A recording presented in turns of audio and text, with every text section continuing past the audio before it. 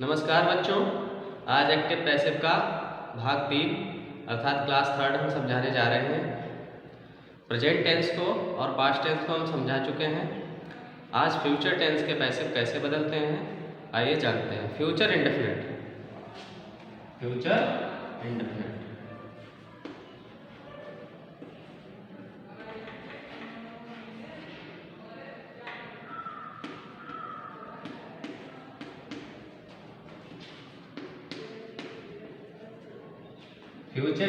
Tense का passive कैसे बदलते हैं। जो पिछले क्लासों में हमने देखा, सब्जेक्ट को ऑब्जेक्ट में, ऑब्जेक्ट को सब्जेक्ट में बदलते हैं।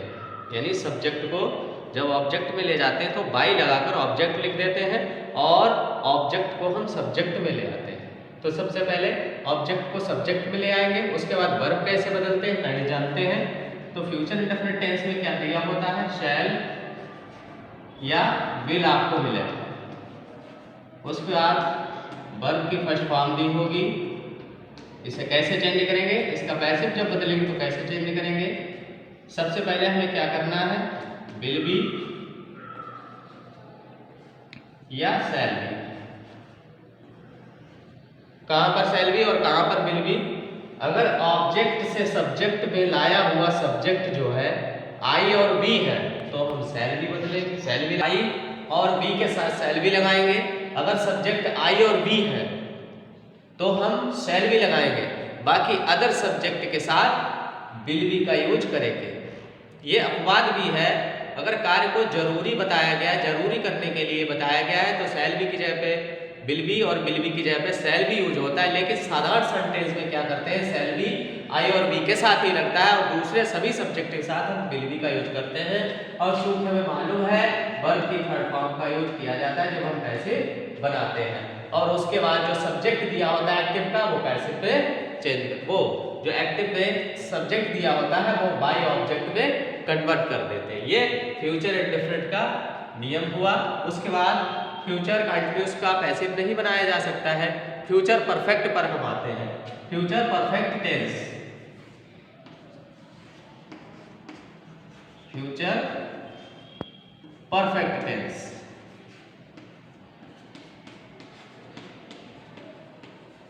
फ्यूचर परफेक्ट टेंस को कैसे बनाते हैं। फ्यूचर परफेक्ट टेंस में क्या दिया होगा, विल हैव या shall have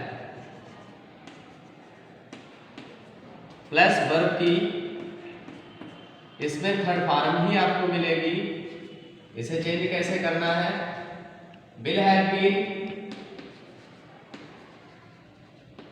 will have been या शैल हैव बीन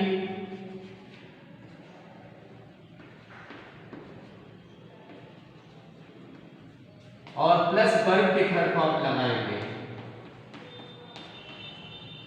वर्ब की थर्ड फॉर्म लगाएंगे और लास्ट में जो एक्टिव का सब्जेक्ट होगा उसे बाय ऑब्जेक्ट करके लिख देंगे। सबसे पहले विल हैव बीन, अगर अदर सब्जेक्ट दिए हैं तो विल हैव बीन, और आई और बी सब्जेक्ट दिया है तो हम शैल हैव बीन का यूज करेंगे और वर्ब की थर्ड फॉर्म लगा देंगे, बाय ऑब्जेक्ट लगा देंगे, आपका पैसिव तैयार हो जाएगा। इस तरह से इस क्लास के माध्यम से एक्टिव और पैसिव के सारे रूल्स हमने आपको समझा दिए हैं। अब मैं आपको समझाऊंगा कुछ प्रोनाउन हैं जिनको सब्जेक्ट की जगह पे कैसे लिखेंगे, ऑब्जेक्ट की जगह पे कैसे लिखेंगे। यानी जैसे कि मान लेते हैं आई, आई का ऑब्जेक्ट क्या होता है और यू का ऑब्जेक्ट क्या होता है, ही सी इट का ऑब्जेक्ट क्या होता है, दे का ऑब्जेक्ट क्या होता है। अगर आई को ऑब्जेक्ट में ले जाएंगे तो क्या लिखेंगे, आइए जानते हैं। तो देखते हैं, अगर सब्जेक्ट दिया है तो उसे ऑब्जेक्ट में कैसे परिवर्तित करेंगे, और ऑब्जेक्ट अगर एक्टिव में दिया है तो उसको पैसिव का सब्जेक्ट कैसे बनाएंगे देखते हैं। अगर आई सब्जेक्ट में दिया है तो ऑब्जेक्ट में चेंज करना मी, मी में कन्वर्ट करेंगे। अगर मी ऑब्जेक्ट में दिया है, इसे सब्जेक्ट में लाना है तो आई, यानी आई का ऑब्जेक्ट मी और मी का सब्जेक्ट आई।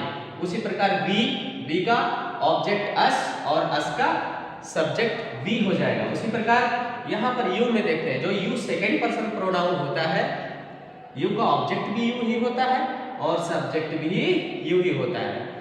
एक्टिव से अगर यू एक्टिव में सब्जेक्ट में दिया है तो जब ऑब्जेक्ट में ले जाएंगे तो बाई यू ही लिख देंगे। वैसे ही का ऑब्जेक्ट हिम होता है और सब्जेक्ट ही होता है। शी का ऑब्जेक्ट हर होता है और हर की जगह सब्जेक्ट लिखना है तो शी में कन्वर्ट कर देंगे। इट और इट का ऑब्जेक्ट और सब्जेक्ट एक ही होता है, यानी अगर इट को ऑब्जेक्ट में ले जाएंगे तो बाई इट हो जाएगा।